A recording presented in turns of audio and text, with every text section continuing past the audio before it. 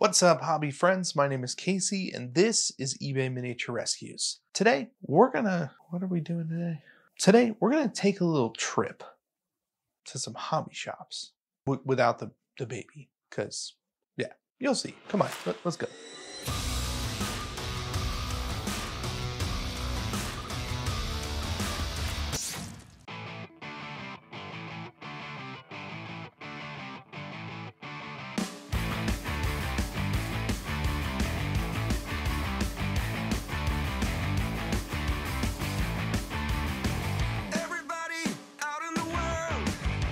Messing around, calling all you freaks and nerds.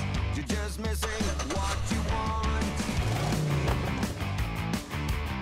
My brother's going down the drain.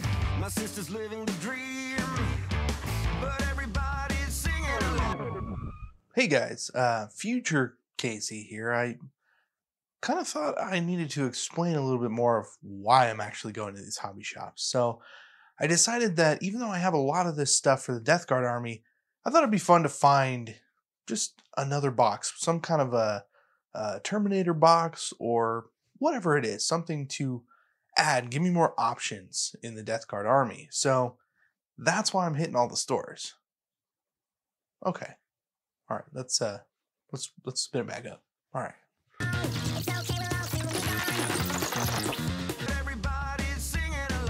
Okay, well, I'm at the first stop. This is one of my favorite locations called Comic Kingdom. This is in Reno, Nevada, and they have a really good selection of wargaming stuff, board gaming stuff, and comic books. So we're gonna head in here right now. Hopefully I can film in here, I don't know yet. But I'm gonna look for some Deathguard stuff and see what we end up with. All right, I'll see you in a minute.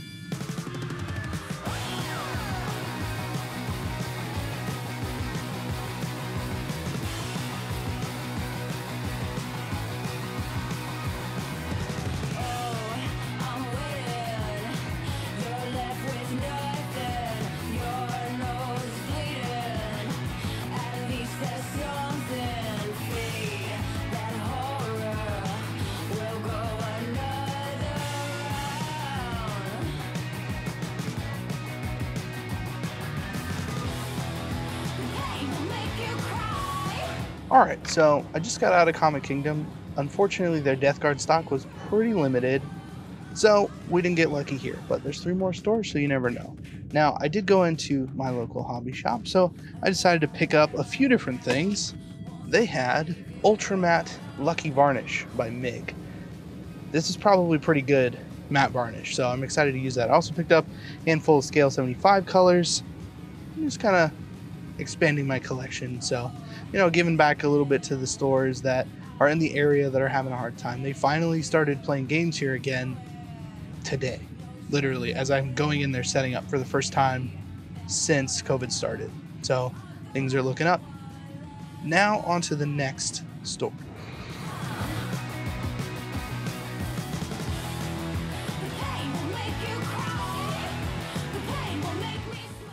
Alright, so we're at location number 2.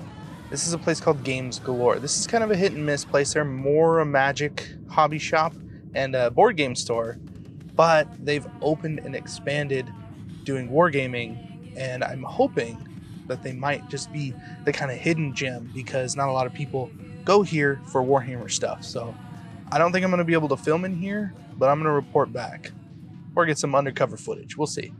Either way, should be good. Let's check it out.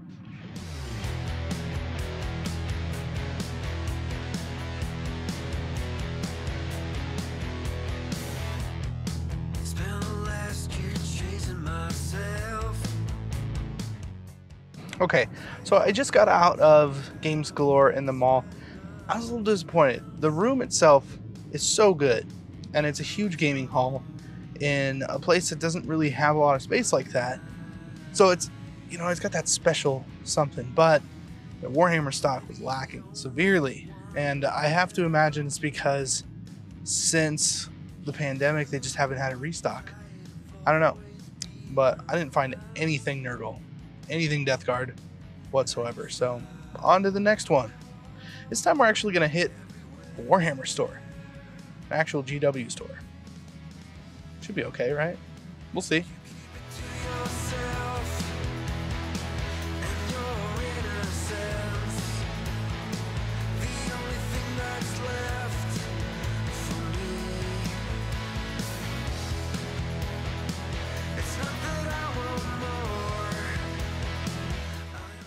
Well, I just came out of the Warhammer store. Unfortunately, they had no Death Shroud or whatever the other Terminators were for Deathguard. Super unfortunate. Even checked some deep storage stuff, you know, Games Workshop Magic. They've been sold out for months online, so I wasn't really expecting anything. They didn't have the nice thing was, the manager at this particular Warhammer store called another store to find out if they had one or some to send. Unfortunately, they didn't either, but I thought that was really nice and I should mention it. So, one more stop and then we'll see what happens.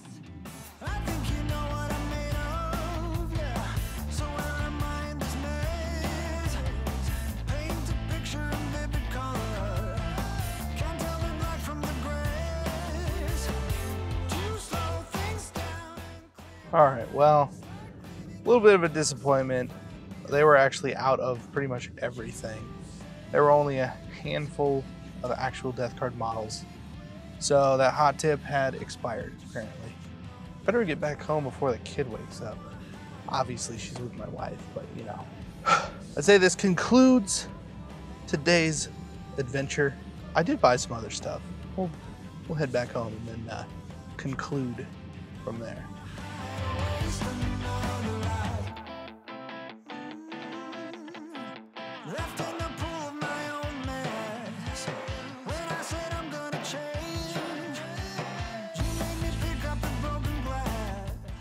So a couple of things now that we're back home. I did manage to pick up a Scribus Wretch, a tallyman for the Deathguard army. So that was a pretty sweet find. That was pretty much all I could get model-wise. Nobody had any of the anything I was looking for. And you know, all in all, it was 5 stores that I checked. It's kind of a bummer. Also managed to pick up some light rust and burnt red rust pigments.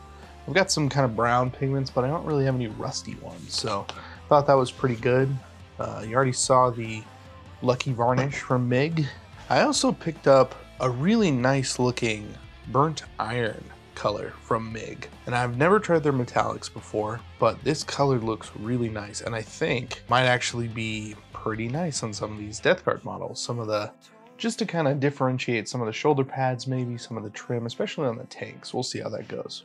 I also picked up specifically for doing some of the robes and some of the other things. I want that fluorescent pink look as my super highlight, but I've got some of these really nice purples we can start with. Secret Weapon makes some pretty nice paints, so I thought these might be pretty nice to try out. We'll see how that goes. If anything, some of the tubes and weird stuff on the Nurgle guys might do well in that color. Otherwise, I got a crap load of Scale 75 that, you know, I've just been kind of meaning to pick up. They make good paints. I also picked up this pack of open war cards because I'd like to be playing 40k a little bit more, especially since I'm, you know, taking care of this Deathguard army, and I like these open war mission packs. It's a little more fun, a little more variety. It's not so by the book, you know, it's kind of a nice random way to get a good game in. So I thought that was good.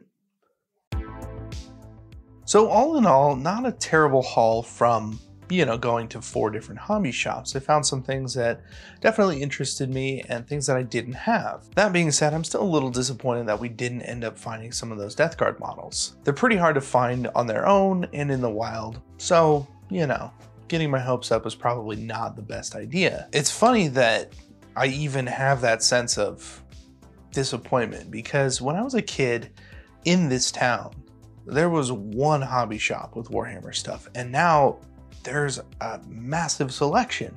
I can drive and take 3 or 4 hours to go to different places to even see if they have what I'm looking for from one specific faction. You know, I didn't even mention the fact that their walls were lined with Warhammer models, and it's an amazing thing to see that from 25 years ago to now. How much the hobby scene has grown in this town specifically. When I went to each of those stores, I tried to buy at least one thing because right now local hobby shops are suffering more than ever. And I know that there's a lot of things that are opening up again and mask mandates and all this stuff's changing all the time. But if you're in a hobby shop and you're just looking for one item, you should probably consider just buying a little thing while you're there, just to kind of give them the little boost that they need right now. Because God forbid that we would lose the hobby shops that we have, that maybe we didn't show enough appreciation for the hobby shops that we do have in the towns that we do live in. So even though I didn't find the models I was looking for, I'm grateful that they even have models and paints and brushes in these stores to begin with. So that pretty much wraps up day one. I think I got a little bit more for day two this week. I'm trying to take it easy because it's been a little bit busy and trying to juggle all the stuff with the kids. Like, my wife's in the room behind me trying to be on phone calls and do emails while holding the baby and doing all the stuff. So we're kind of doing this little back and forth. So day two, I've got a little bit planned. So I will catch you day two.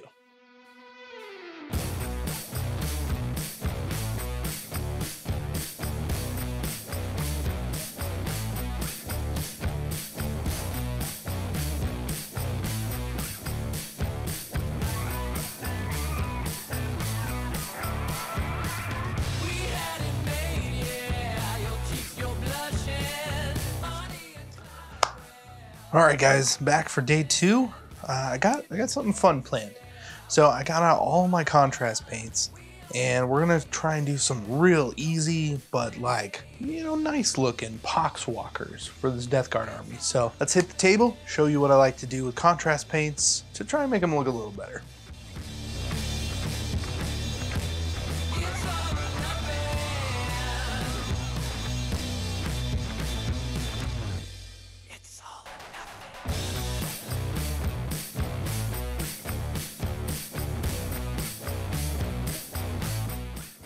Here are the three Poxwalkers that we are going to be working on with pretty much just purely contrast paints. Now the idea behind this is that we get to pick out individual areas that need specific kinds of attention. So in this case, skin, lots of skin. So that's going to be a single color. And then we can go in and say, okay, well there's details on this skin. So then we can layer over that with something a little bit darker and make those stand out. On top of that, we've got these guts. Now that needs to be probably a completely different color because it's kind of a focal point. So we'll think about something a little bit different. Maybe, we want to go with that fluorescent pink or purple or something like that for those. Then we have metallic bits, like this arm, this sword, dagger, and gun. Basically, we're going to pick out a metallic that has good coverage and we can kind of put on last. So we're going to probably go on with some kind of a dark metallic and then highlight up with an aluminum, something pretty bright. That way we don't have to wash our metallics. Then we're going to follow that up with a dry brush over everything. And that's really going to unify our Poxwalkers. So why don't we hit the table and start with the first model.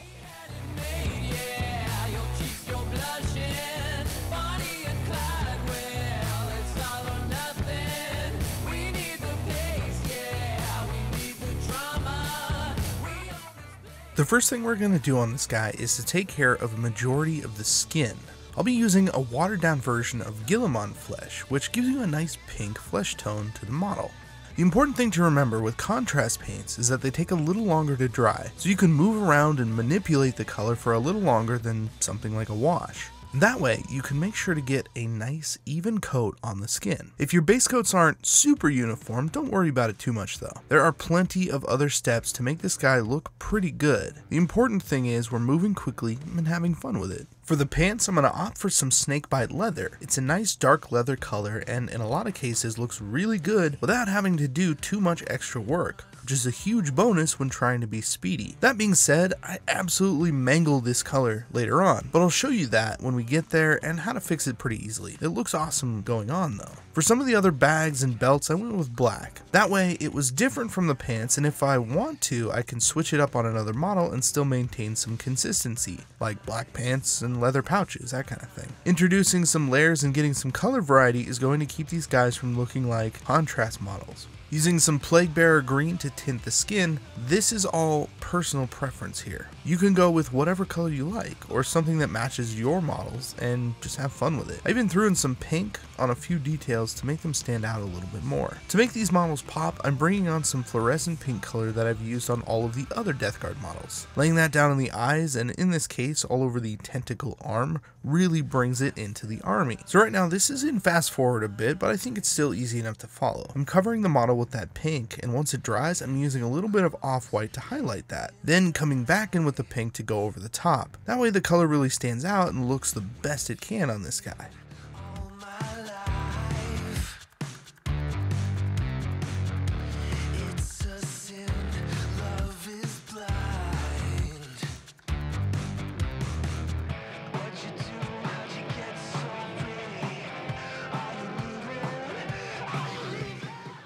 For now, we'll leave him alone and move on to another one. This guy, I'm going to start off with the bright green Plague Bearer flesh. This color is one of the best colors out of the bottle in the contrast range. Really vibrant, and it looks perfect for bloated dudes like this. The more organic the shape, the better contrast paint looks when you apply them like this. Most of the colors I'm using here are the same as the first one, so we'll leave it a little bit sped up. The same things apply, just keep moving quickly with the brush and fill in those areas. The real magic comes with this dry brush. After my base coats are dry and before I apply the metallics, very important to remember that one, I'm going to dry brush the entire model with a very light off-white flesh tone, some kind of pale skin. I'll be using a large makeup brush to apply the dry brush because the bristles are soft and it makes it really easy to get a nice looking, non-chalky dry brush on your model. For the horns, I'll be a little more aggressive and try and make those pretty bright, for the face as well, so the attention is brought up towards the top of the model. And for the rest of it, I want a nice uniform layer on everything. All of the edges need a little highlight. For this little guy, I'm going to use that fluorescent pink for the eyes and for the maggots, just to change it up a little bit and make it look a little different. The dry brush of off-white makes the details stand out, so when we paint over things, now with either contrast paint or thin layers of paint, the white comes through and gives us another layer of highlighting. Moving back to the first model, I decided to bring in a complementary color to our pink, one of my favorites, Aethermatic Blue. To go nicely with our pink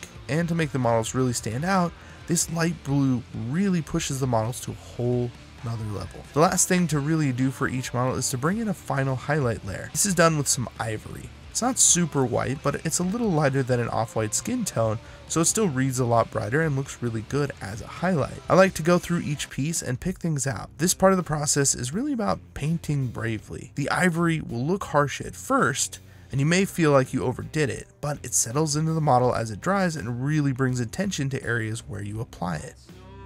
Red sky, reach up for so high. Blue eyes, fake cry. Beware of the fox tonight.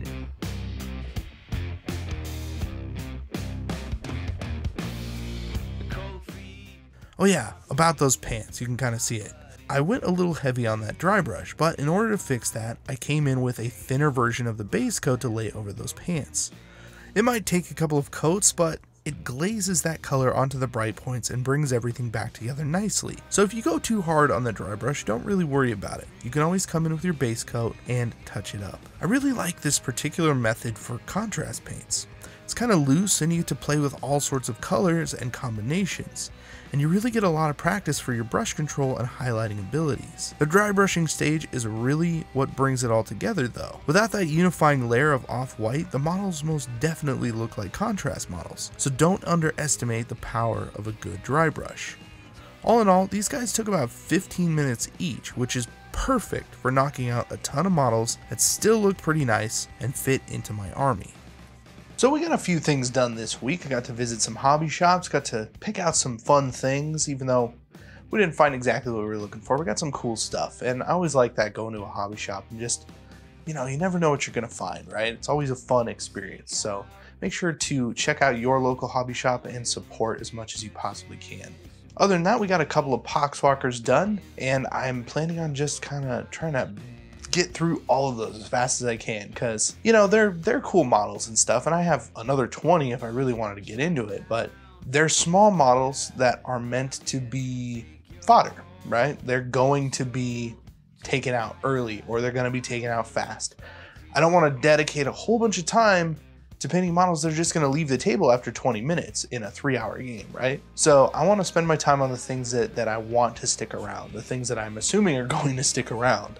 Now that might be Morty, that might not be. It might be, you know, he's got a target on his back and he's going to get off in the first turn, but still, centerpiece models deserve a little more attention than the little guys, right? All in all, I had a pretty fun week, and I hope you did too. Thank you again for joining me on another miniature rescue. If you enjoyed something about this video, please consider liking, sharing, and subscribing, as it really helps out this channel. Once again, I'm Casey, and I will see you in the next video.